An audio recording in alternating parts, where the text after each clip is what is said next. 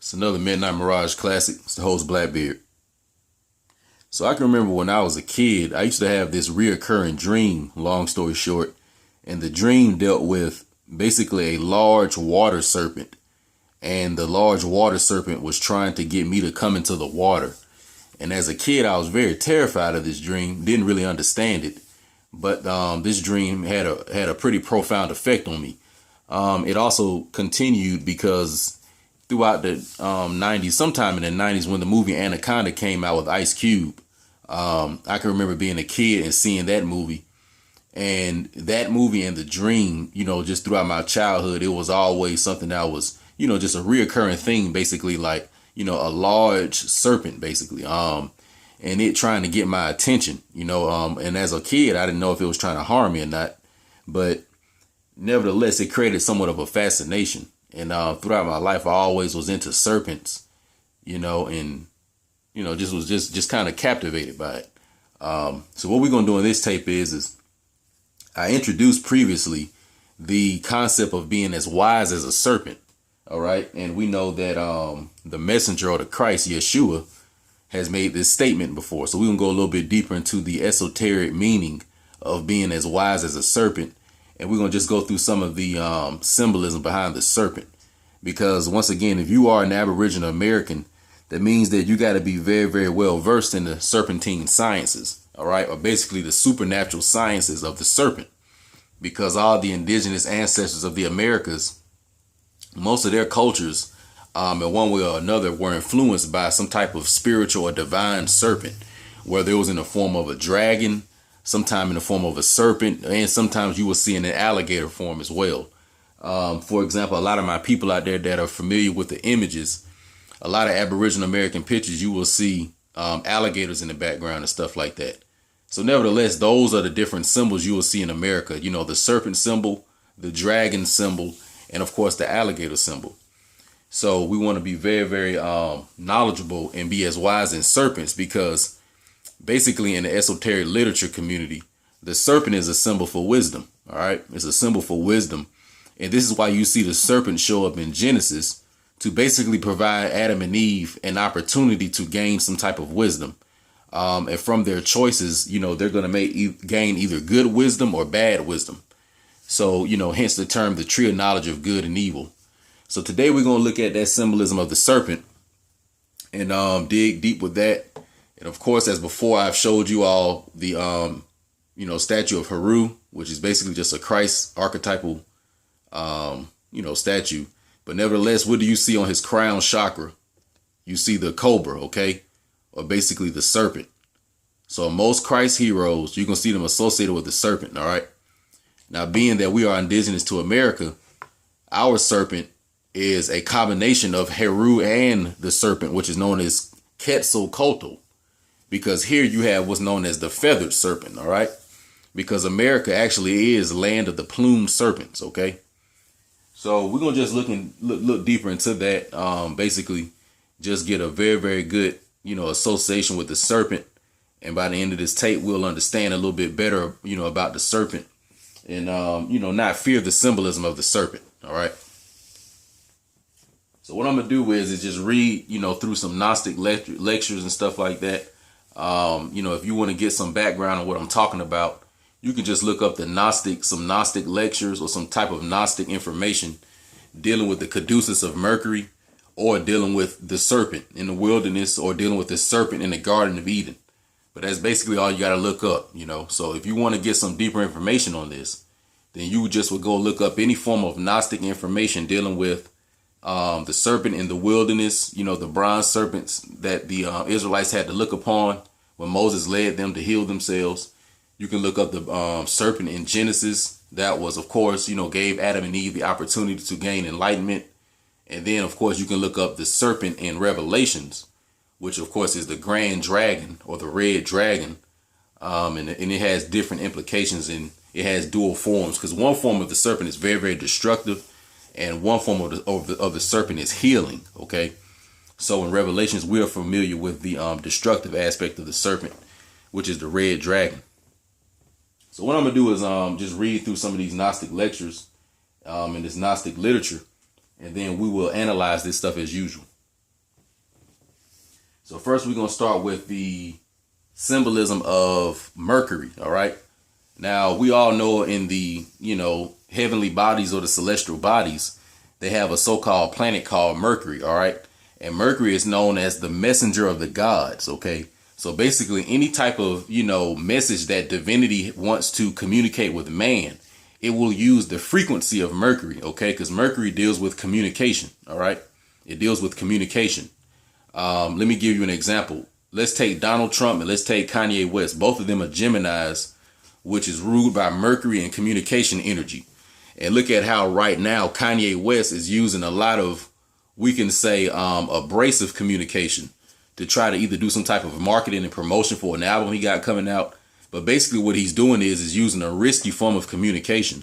And Kanye West is known for doing that. He's always known for communicating something that tends to get a lot of people's attention, whether it be positive or negative. And of course, let's take Donald Trump. He tends to communicate a lot of different things too. He's one of the presidents who, I can say is, I guess with his personality is a little more open with the public, meaning that he's on social media, communicating with people, making people aware that it's, fake news and stuff like that. Once again, because news is another form of broadcasting or communication. And then here you have a Gemini, letting the public know about that. So that's an example of, the communication energy that you can see with Donald Trump and Kanye West. Only reason I brought them up because, they are two people in current news and current events that people can pinpoint real quick. So when we talk about Mercury, that's the messenger. So all Christ archetypes or any type of Christ energy that manifests in a man or a woman, and whatever personality that man or a woman possesses, whether it be a man named Bob, a woman named Ashley, or a woman named Tammy, the Christ is a messenger. You know what I'm saying? So that's another aspect of the Christ, that it is a messenger. All right. So let's go into this. Mercury is associated with water, symbolized by the Hebrew letter Mem. Here we see an image of Quetzalcoatl, which in Nahuatl language means feathered serpent or snake bird. Quote, be wise as serpents and harmless as doves, said Yeshua. So he associates wisdom with the serpents and gentleness with a dove. In other words, with the two-winged serpents of the Caduceus of Mercury. When we imagine a dove, we imagine a bird with wings. Quetzalcoatl, from the Nahuatl language, unites Quetzal and Coatl, the two symbols in one. So the first thing is that, of course, we know that Quetzalcoatl means the feathered serpent or the snake bird. All right. And think about how I said that Heru is a snake bird. All right. So once again, I'm showing you all that Heru and Quetzalcoatl is the same. That's why, when we throw up the Heru symbolism here, and as an indigenous American, you still on point, because Heru and Quetzalcoatl is the exact same. And I'm proving this shit right here. Here is Heru. And clearly you can see on Heru's third eye, the Nagas, also known as the cobra or the serpent. So here is Heru in the form of a bird. And clearly on top of his head, you see a serpent. All right.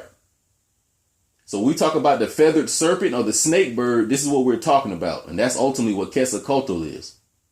So when Yeshua says, be wise as serpents and harmless as a dove, he's talking about the combination of basically the bird and the snake, the feathered serpent. All right. So it can either be Heru or Quetzalcoatl. Both of those are indigenous to America. If you don't believe me, look on the back of your dollar bill and clearly you'll see Heru. All right. Yes, we know that the amalgamated Union of 1865, that form of the New World Order. Yes, we do know that those Masonic amalgamated dirty Moors, created that. But nevertheless, they still used indigenous American symbolism to put on their money. OK, and also to create the geometrical patterns of Washington, D.C. All right. Because so-called Benjamin Banneker. All right. He was an Aboriginal indigenous American. All right. So the sciences he was using to create Washington, D.C., those are Aboriginal sciences. That ain't nothing from across the Atlantic. All right. So the first thing is to remember, this is the quote. Be wise as serpents and harmless as a dove. All right, let's continue. In Genesis chapter 3, verse 1, we read, quote, "And the serpent was wiser than any beast." And in verse 6, quote, "And when the woman saw that the tree, or Caduceus of Mercury, was good for food, and that it was pleasant to the eyes, and a tree to be desired to make one wise." So Moses also associates serpents with wisdom. All right. So let's go through this real quick. So it says, of course, in Genesis, you all know where it says that, "And the serpent was wiser than any beast." Because you got to think that the serpent or snakes, although they are part of the so-called animal kingdom, they do have their own, we'll say, avenue within the animal kingdom, or basically they stand out.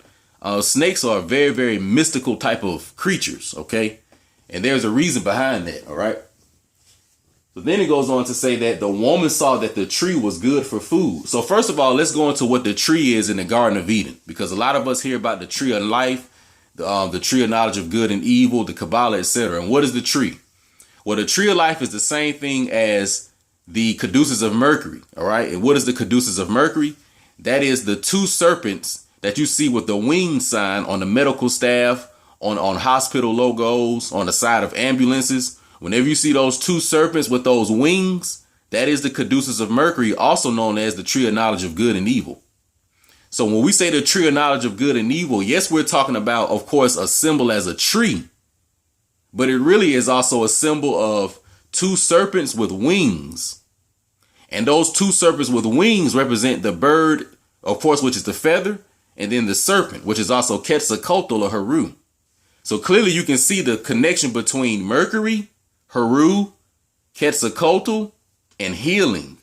And the serpent in the Garden of Eden, all of those are the exact same.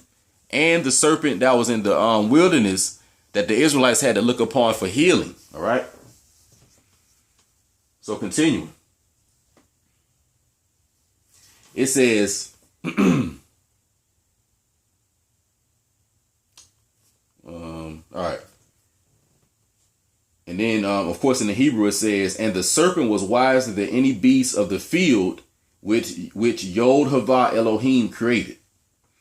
Note here that the word Asaya means make, because the word of Asaya relates to the world of action and matter and is associated to the Hebrew letter Hey, which represents the Sephirah Malkuth, or also Shekinah, the daughter, or basically the physical earth. This is how, or also your physicality or your physical body. Let me include that.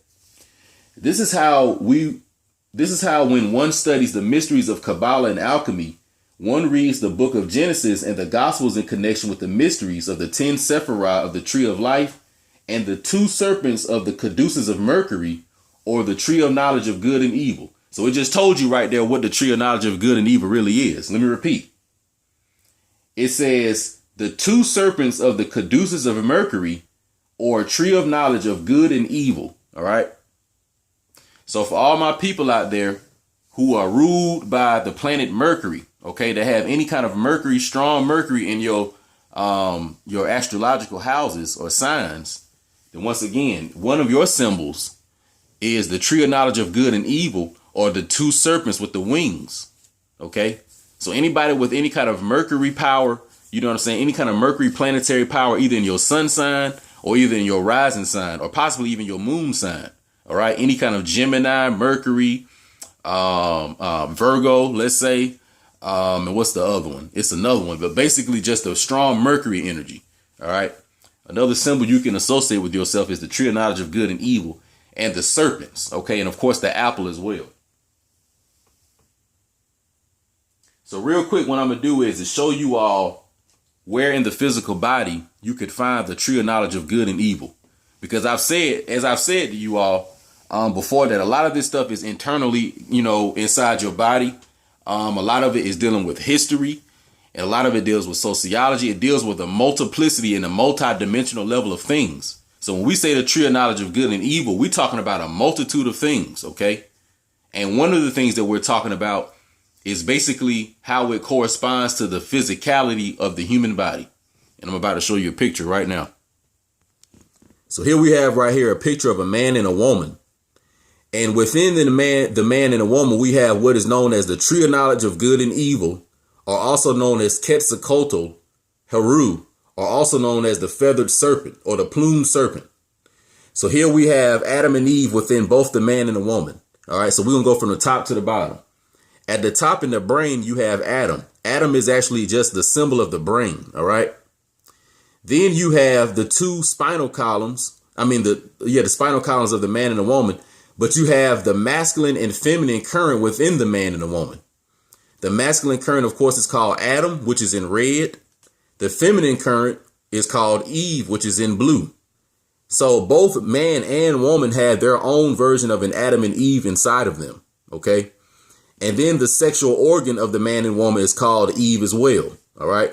So Adam is the brain and Eve is the sexual organ. All right. So every man and every woman has an Adam. And every man and every woman has an Eve. All right. Now, as you can see, you see this serpentine type of power or serpentine type of current or serpentine type of energy that is inside the human body, which is known as the Kundalini. All right. Or it's also known as cerebral and sexual fluids. All right. It has a lot of different names, but ultimately that is what you see. And as you see, it's going in more of a serpentine like motion. So that's where you get the symbolism of the serpent from. And as you can see that the energy is connecting the human brain and the human sexual organ. Let me repeat. The tree of knowledge of good and evil, or the Caduceus of Mercury, is nothing but the sexual energy in man and woman, which rises up and down the spinal column during the sexual act now, and it connects with the human brain and the sexual organ. So that means when a man is having sex, his Adam is connected with his Eve. And there is an energy flowing up and down his spinal column. When a woman is engaging in having sex, her Adam is connecting with her Eve. And there is an energy going up and down her spinal column. And what is happening during the sexual act is that both that man and that woman are going to be tested by the left hand serpent. Now, as you can see, you have one serpent on the right hand side and one serpent on the left hand side. So one serpent has a positive polarity and one serpent has a negative polarity. Just like in your car battery, you have a red cable and you have a black cable. All right. One of them represents a positive charge. One of them represents a negative charge. OK, the positive charge sticks out. The negative charge, withdraws within. OK, so basically these energies have a positive pole and a negative pole. And that negative pole is one that basically, for lack of better words, can withdraw or magnetize that energy, that sexual energy that's going up and down the spinal column of the man and the woman. So what happens is usually when we ejaculate and the sexual fluid leaves, our body, whether it's a vagina or a penis, what happens is that the negative pole or the left hand serpent, the one that was talking in the garden, that's the one that got us to ejaculate the fluid. OK, now I know a lot of that may be some hard stuff for some of you all to understand. But basically, I'm going into some, I guess it could be advanced, what they call esoteric biology. OK, so what we're talking about right now is advanced esoteric biology. But notice we went to the Kabbalah to talk about this. Now, mind you, everything that we talk about, once again, the tree of life, the tree of knowledge of good and evil, that's right here in front of you. So I have just proven to you all what that stuff in the Bible really is talking about. Now, of course, a lot of you all are wondering, well, how could the Bible be talking about that? Well, what you suffer from is a person who is reading a book without the instruction manual to go with it. For example, when I was in college, they would, make us have to buy a lot of books. So they would make us get the accounting textbook. The accounting textbook may be the big book, the $500 book. But then it'll have the little instruction manual that comes with it that gives you a little extra clues and gives you more of a background knowledge to what that big book really is talking about. And that may be the small book for about $200. So what happens is most of us have the big book, the $500 book, which is the Bible. But we don't have the little small instruction manual to go with it that helps explain what the symbols are in the Bible. You all are just reading a story, but you don't know the symbols. Like I guarantee right now that most of you all, after I just explained that Adam is the brain and Eve is a sexual organ, and that the Caduceus of Mercury or the serpents in the garden basically are just sexual energy going up and down your spinal column. And then I'm showing you a picture right here. I guarantee before that, a lot of you all probably didn't know that. You know, now, once again, this is not no bragging type thing, because y'all know Blackbeard not no bragging type person. But all I'm saying is that, you know, these symbols in the Bible, you got to go a lot deeper, because these are not just stories. You know what I'm saying? These are not just histories. It's also dealing with certain things in the human body. So what I'm getting at is that, and then we're gonna go to the next thing, is whoever wrote the Bible, they understood astrology, they understood astronomy, they understood geometry, they understood history, they understood prophecy, they understood algebra, they understood sociology, they understood human behavior, and basically with all that understanding, then they went and wrote the Bible. So they didn't write the Bible with no one understanding. They included all those understandings in that work. That's how I know it was a higher priest class who wrote that stuff.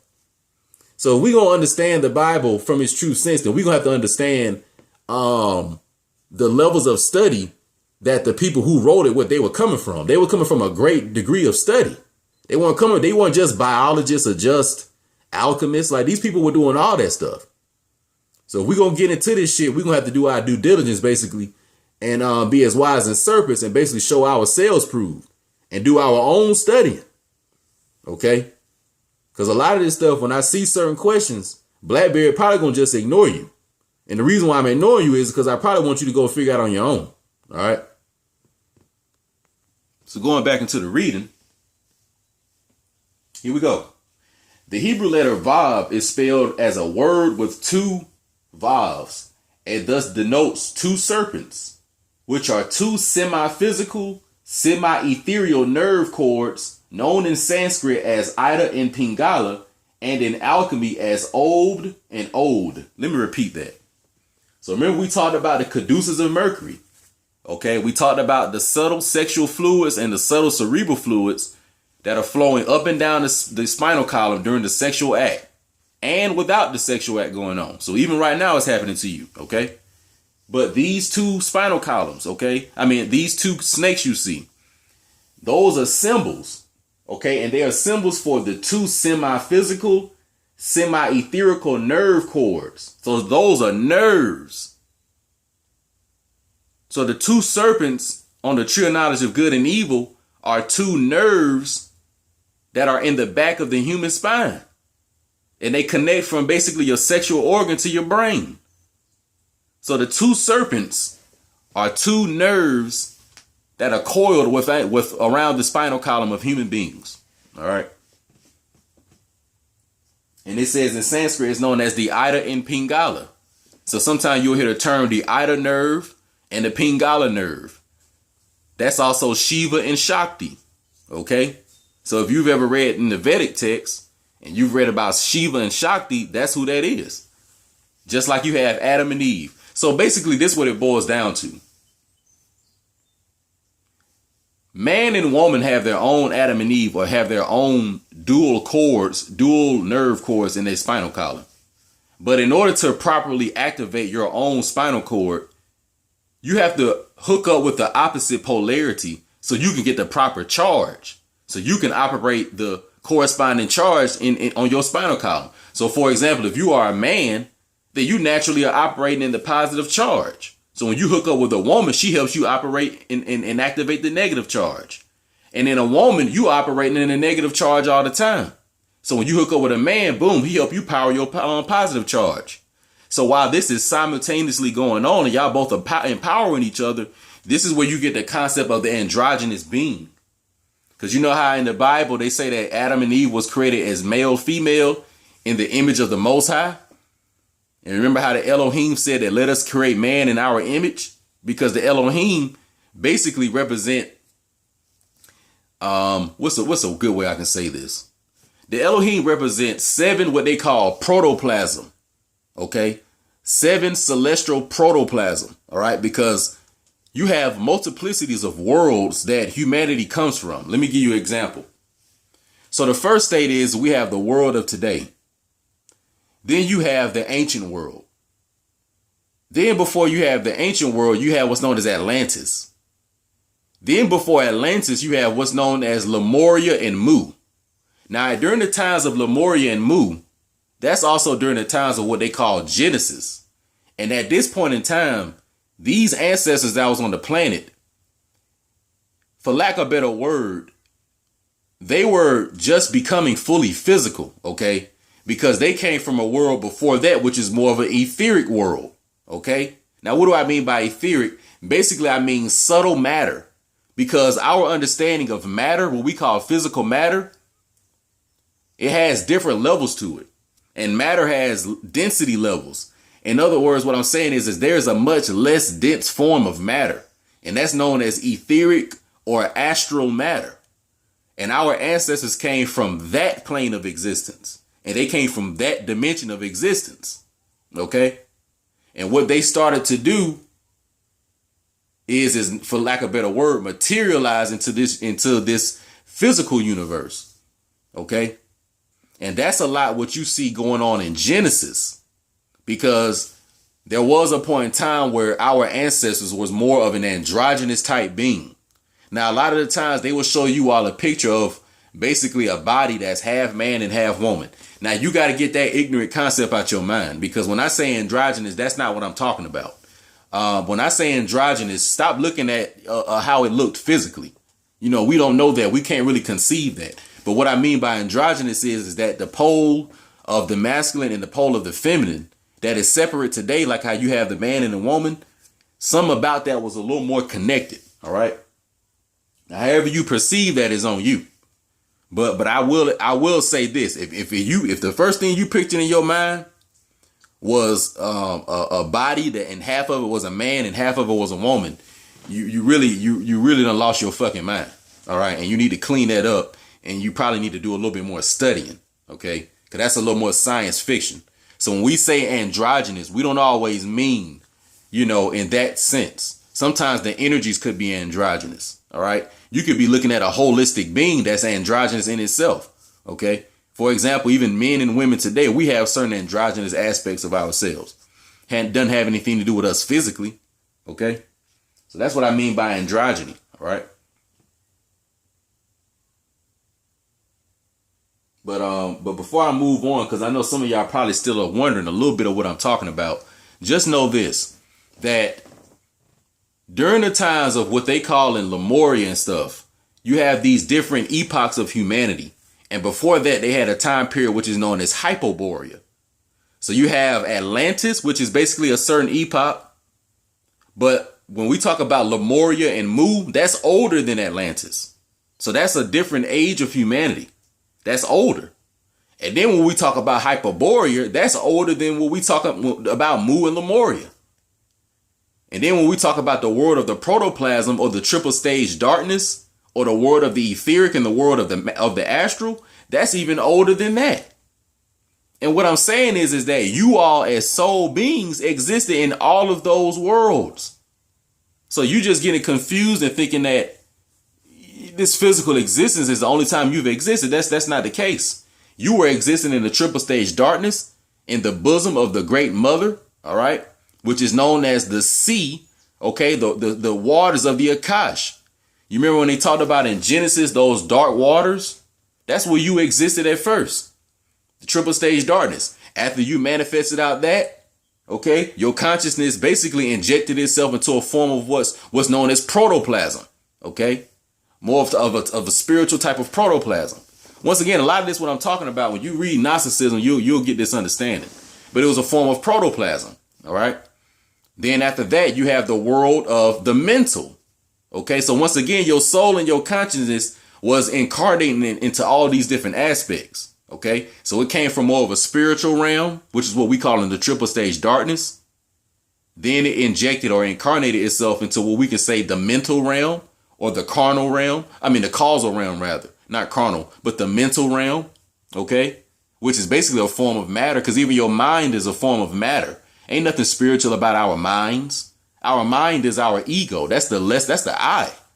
Ain't nothing spiritual about our mind. Our mind is basically a form of matter. OK, so after you injected yourself into the mental world, then you injected yourself into the etheric and the astral world.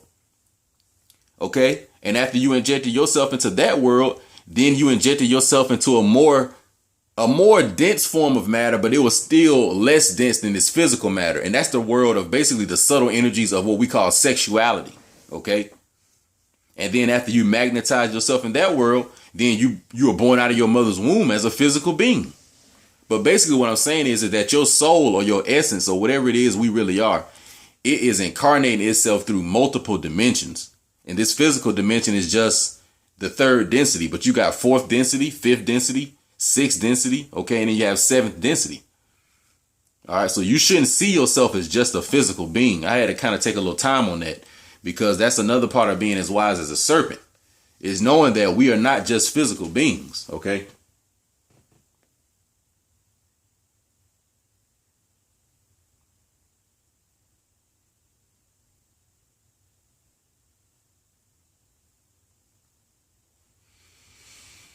All right.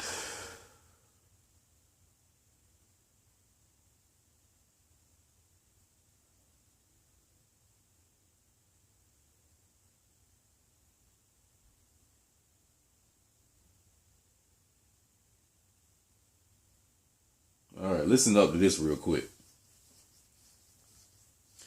A great fish coming from the left swims through all these waterways to poison and corrupt them. Now, first, let me pause right there.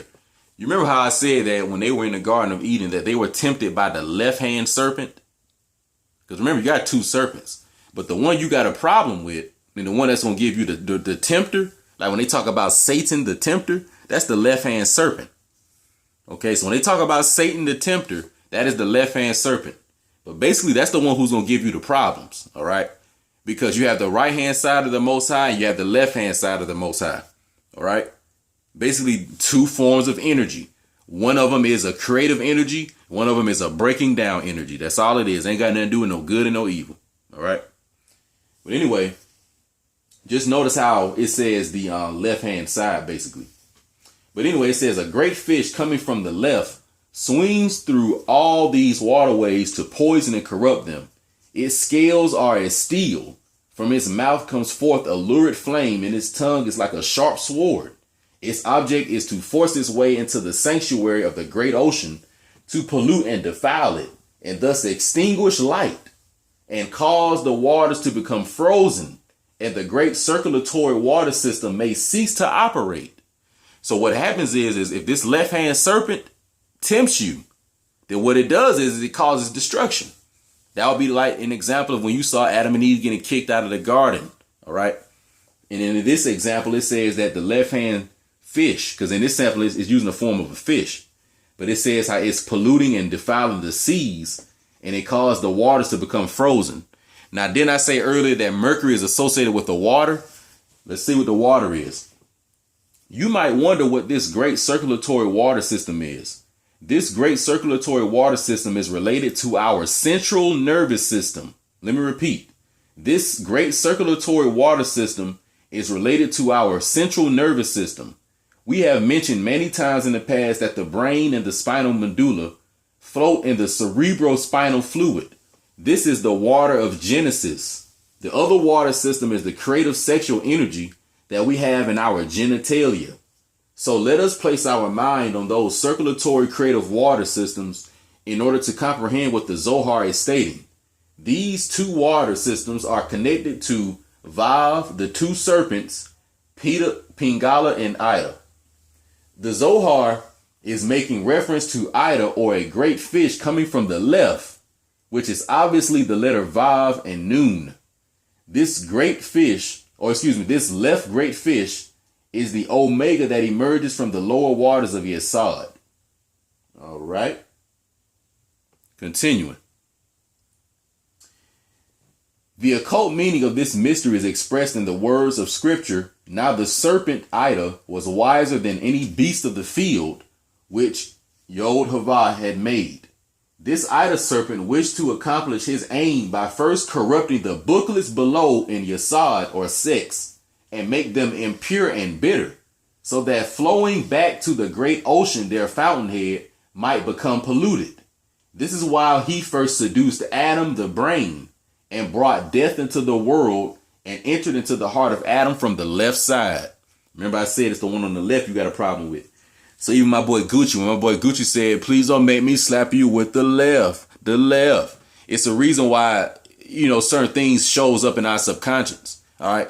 Also, even somewhere, I think in some of them Arab countries, don't them folks still wipe their ass with their hand, their left hand?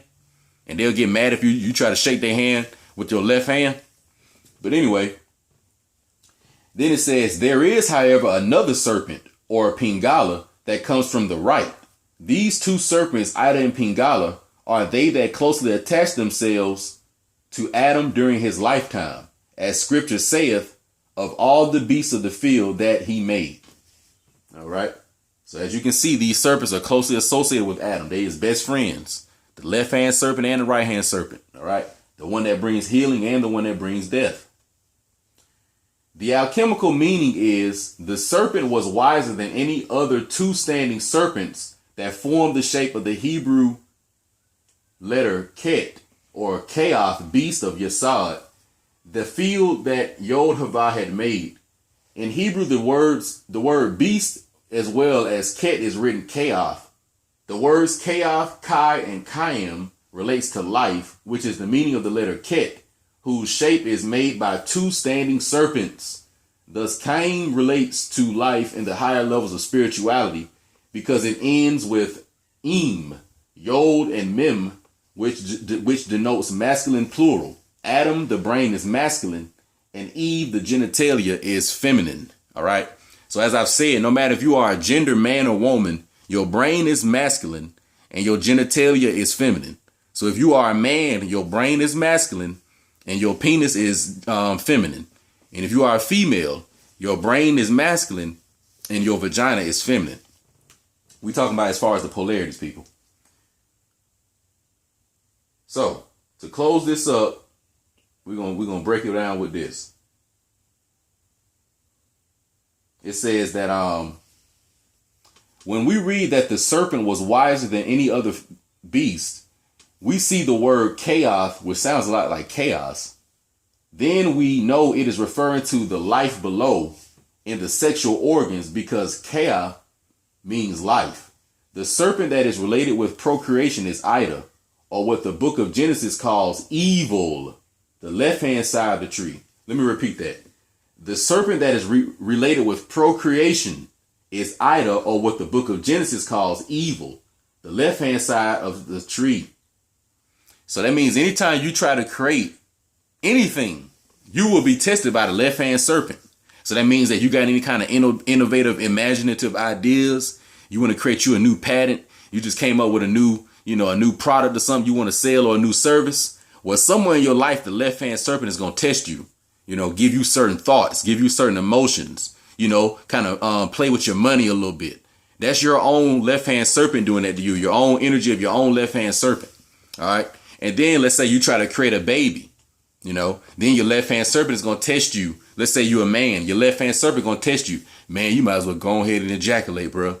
Damn, boy, she got some wet ass pussy. Matter of fact, when you niggas be having sex or getting your little dicks up and then you be thinking in your head, damn, boy, this shit wet. That's the left-hand serpent telling you that. So now you understand how the left-hand serpent works within the human psyche and within the human. That's a prime example. Or you women out there, when a dude eating you out, or, if you're having sex or whatever, and you saying to yourself, oh man, this feel good in your head. That's the left-hand serpent telling you that. Because the left-hand serpent, the one deal with procreation, whether it's anything physical or sexual, emotional or mental. So if you want to get, some type of creation, you have to be tempted by the left-hand serpent. That's why you have to go into the wilderness, because the serpent lies and dwells within the wilderness. So that's why every time Yeshua or any kind of mage or magi goes into the wilderness, they're tested by basically the serpent or the tempter, because that's where they lie. All right. And even Eden, the Garden of Eden was even turned into a certain form of a wilderness, But this serpent wisdom is very, very powerful, and it is very, very deep. And what I'll do is we will make a part 2 to this tape. So y'all stay tuned, and I am out.